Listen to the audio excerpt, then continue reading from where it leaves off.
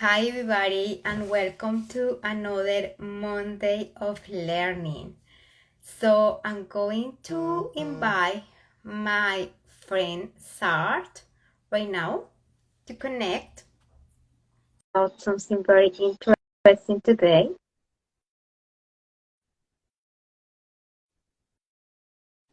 So, let's see. Hi, Hi, how are you? I'm good. Let's, this is, How are this you? is I'm good. I'm very busy, but I'm good. I'm just trying to adjust. Like, oh no, my tripod. Something is happening. Mhm.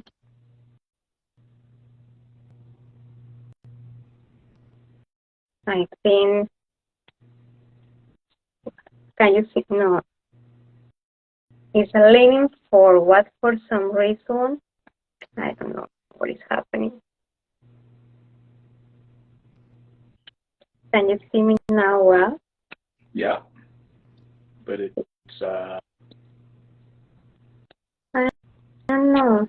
It's not working. mhm. I think that the thing is going to be broken soon again.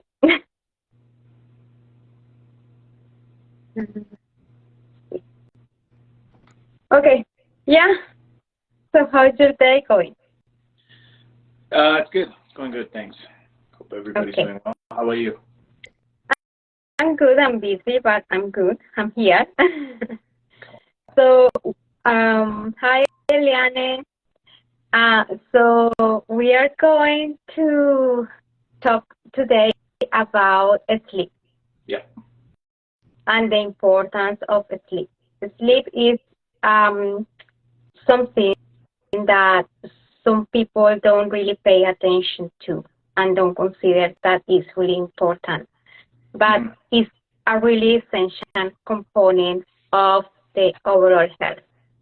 Absolutely. So, what would you like to start talking about? Would you like to start talking about the parasympathetic and sympathetic part of Sure. the? Well, yeah, okay. Well, the sympathetic and parasympathetic, those are two divisions of the nervous system. So when you think of fight, flight, freeze, that's the sympathetic system that wants to help you to, defend you, help you to defend yourself rather, or fight or whatever, doing things that need you to be excited. And then the parasympathetic is like rest and digest.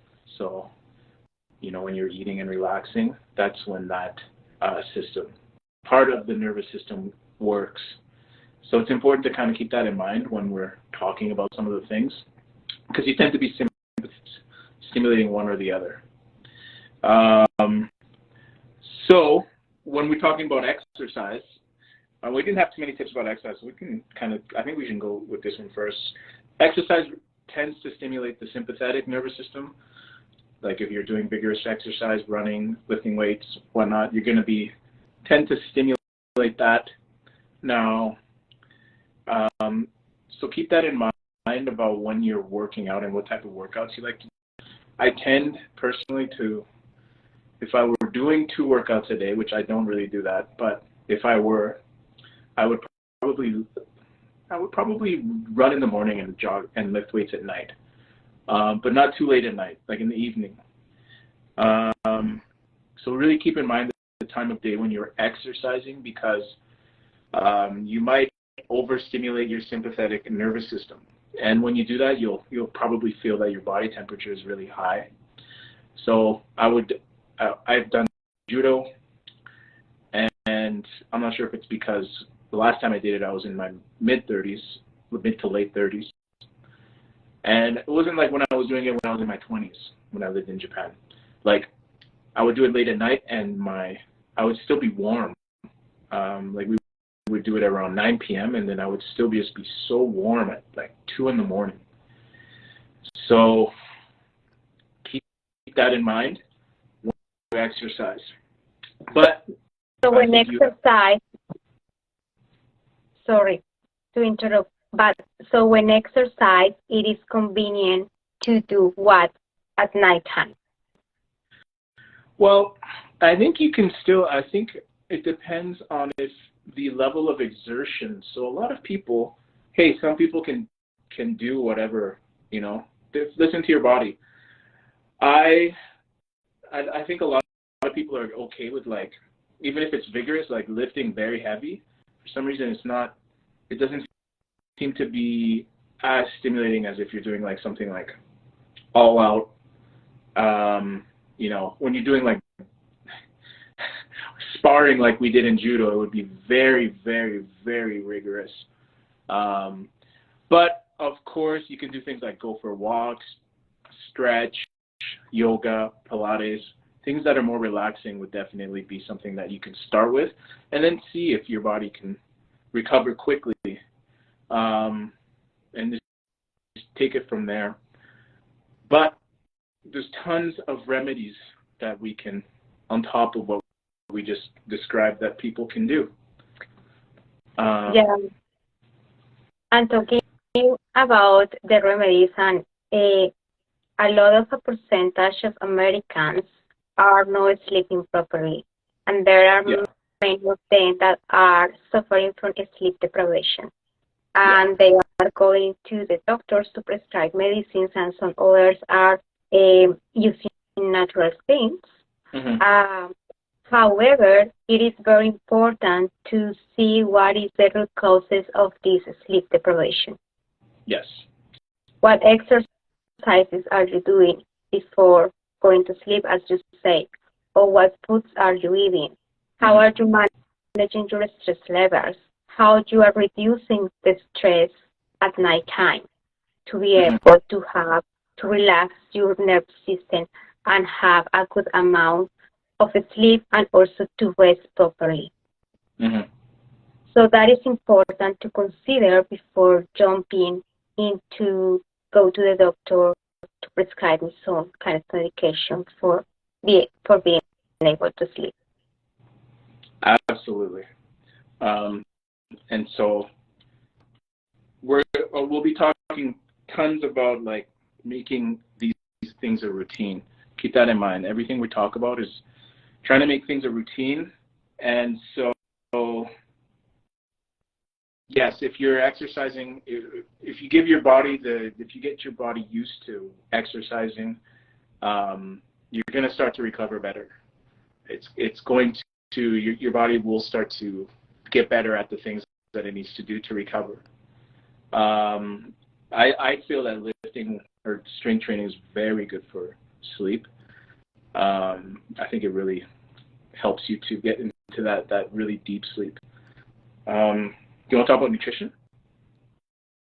In terms of nutrition, I will recommend people that don't eat very late at night. Yeah. Because you need some time to digest your food before resting. Remember, when you are resting and when you are sleeping, the body is in reparation and regeneration. So it needs to concentrate on that. So I will tell people, or my clients, or people that I'm coaching, that the last dinner or the last time that you eat, try to be no later than 7 p.m. Also be aware of the foods that you eat at that time of the day, right? Because there are some foods that can disrupt the sleep patterns. Yeah. So if you, for example, are drinking caffeine, or if you are eating like heavy, fatty food, are not going to help you. Or if you are eating a lot of spicy foods, it's not going to help you to relax and sleep. There are some also herbal teas that are good to relax. For example, chamomile tea, lemon balm.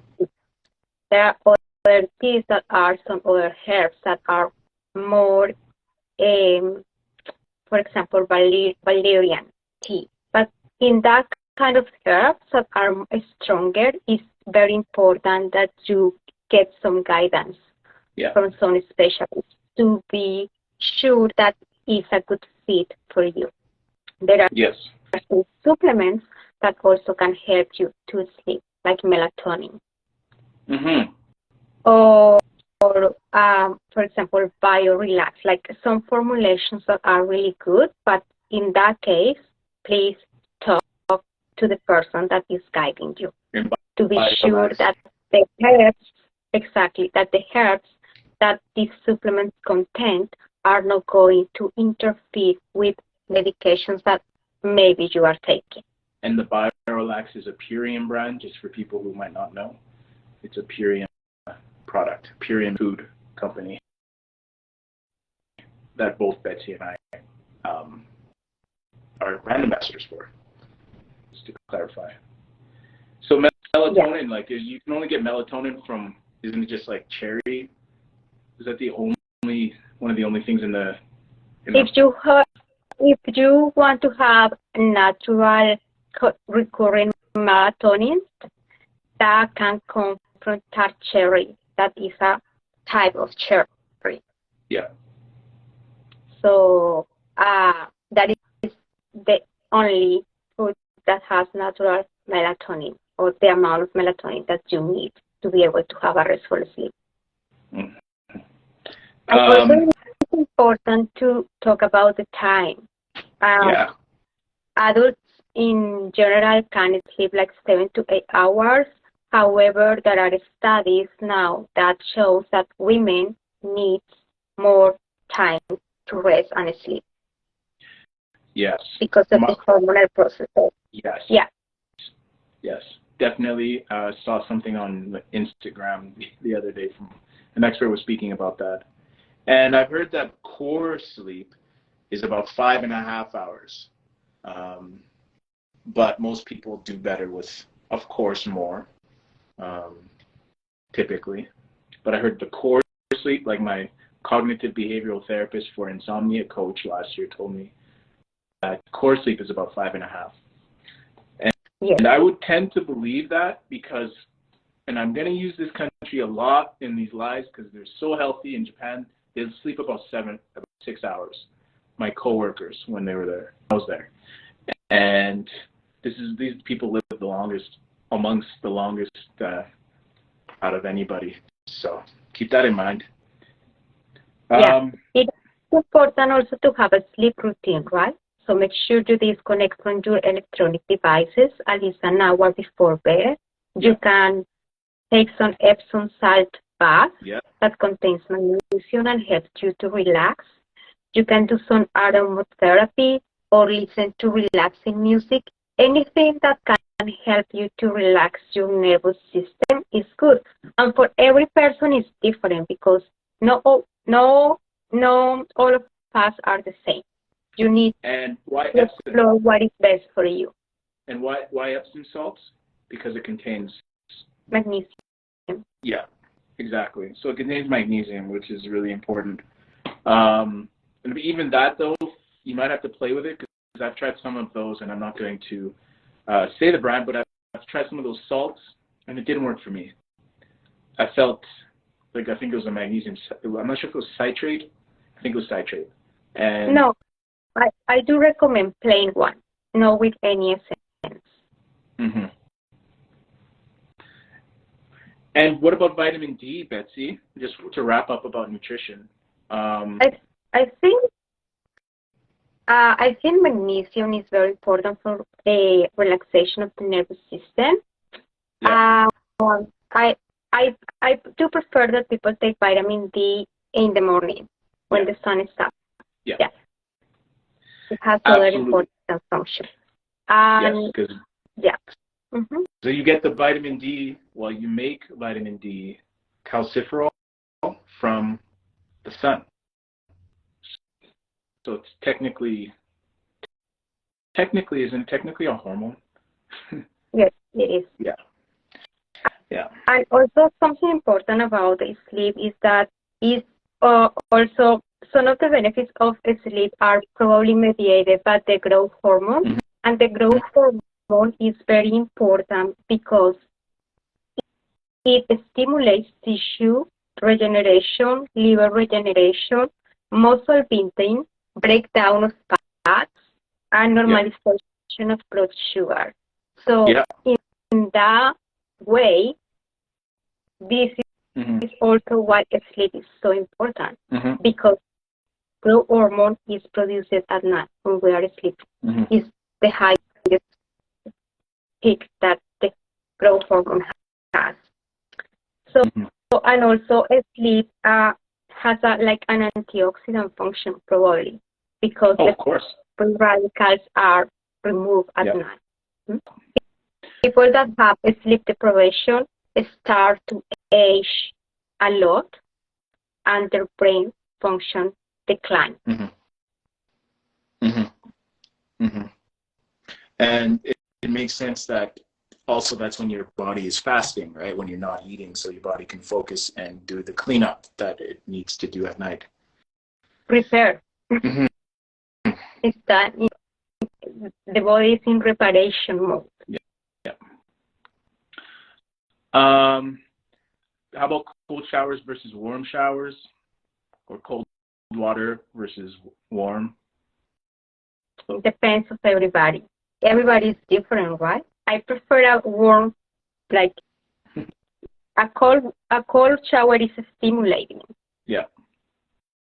So a warm shower is like relaxing. Yeah. And I've heard people say, oh, but maybe you blast a bit of cold right at the end. Yeah, it takes a lot of getting used to. But cold showers, I tend to take them when I used to take them. I don't take them too much right now, but I used to take it in the morning, like in the middle of the afternoon, not so much late at night. But to each their own, figure out what works for you. But it's going to stimulate you on some level. That's for sure. We talked about lights. There's three things, I guess, that we wrote down yesterday when we were preparing. So blue light, dark, we're talking about dark mode, and sunshine. So like your computer, you can turn it into the night shift, which will reduce the amount of blue light and increase the amount of like red yellow lights. Because I mean, when you look at light bulbs, and you feel a lot more relaxed and warm. I like even just looking at like a red or yellow light bulb versus a more like blue-white light bulb. The red yellow is obvious. For me, it feels a lot more relaxing just looking at it. So it makes sense that if you shift your screens to that, your phone, computer, your tablets, I think it's going to have a good effect on you, but rather than using blue light all the time. Yeah, nowadays there are some glasses that they are selling with red light, yellow light, like to stimulate also melatonin, the production of melatonin, and also help you to sleep better. Yeah. And even more is you can now turn your computer programs, your browser, you can get add-ons, like I think I've got one called Dark Reader, which puts my entire computer into like dark mode. So that now you might have to go back to light when you're using like some type of editing software like online, but for the most part it's very convenient. You're talking about like 80+% less light all day. So keep that in mind. And then of course getting your sunshine. At least 15-20 minutes per day? That's like bare minimum, right? In the morning. And in the morning. Helping your circadian rhythm, your internal clock to reset. Yes. It's very important to get outside. Yeah. Yeah. It's important when you wake up to just go and see the light. Yeah. It is possible outside. Yeah. Yeah. Did we talk about electronic devices? You know, try not to use them for not. But talk about that, and it's important to disconnect. And I recommend my clients to, if it's possible, just to turn off the router, the Wi-Fi. Yeah. Yeah. Unfortunately, you're still going to be getting, even if you live in a big house, you're still going to get some from your neighbors, but every little thing helps, right? Yeah, but It's like you're What you trying to do, stack as what much you as can possible. do. Exactly. And then, of course, relaxation. Doing things like deep breathing, meditation. You said soft music. A lot of people tap. I've got the tapping app. Look into tapping. Some things, just for whatever reason, they tend to work. I think it's the rhythm of it, honestly. Aromatherapy, because scent is so intimately related to our emotions, I think. And then we can talk more about this later, and then like writing things down, either do a brain dump in the morning, or if something is keeping you up at night, write it out. Writing things out, I think we talked about this last week too, mental health. Writing things out is huge. Get it out. And that's that intimate feeling of feeling the words, not typing it out. Writing with a pen. Very good. That's all I had on my whiteboard. Do you have anything to add? Yeah. So just to summarize a little bit what we talk about is sleep is very important to maintain to maintain yourself healthy. If you have sleep deprivation, it is important that you find out the root cause of this. Maybe you have a lot of anxiety, or you have chronic pain, or what is the root of that? Because when we know the root cause of the problem, we can go and address that and not mask that with some medications that are not going to solve this root cause. So when that is addressed, so you can implement the steps to be able to solve the sleep deprivation that you are having. And implementing some techniques are also helpful. All the techniques that we talk about, considering nutrition, considering exercise, considering relaxation techniques. And if you are going to consider supplements, especially herbal supplements, please talk to someone that is educated and can guide you, because some herbs can interfere with medications if you are taking medications. I mean the effectiveness of these medications. So that is important. And we talk also about the growth hormone that is peak at night and has many important functions in reparation. So sleep is something that you cannot take lightly. It's something that is important and essential. And if you are having sleep problems, it is important that you address them now. Yes, because the older you get, the lighter you're going to sleep naturally anyways, right? Like you're not going to get, just from the fact that you're getting older. Now, maybe this is like accumulation of, a lot of it is definitely environmental, but some of it is genetic. Like people tend to sleep lighter. So you need to get on it as soon as possible, because it's such a foundational aspect. You should be doing it 33% of your day technically, right? So, or around there. So it's a big chunk of your life just to sleep. And also establish a good sleep routine for you, something that works for you. Not all of us are the same. Not for all of us work the same. So please listen to your body and start connecting with your body and start taking care of yourself. That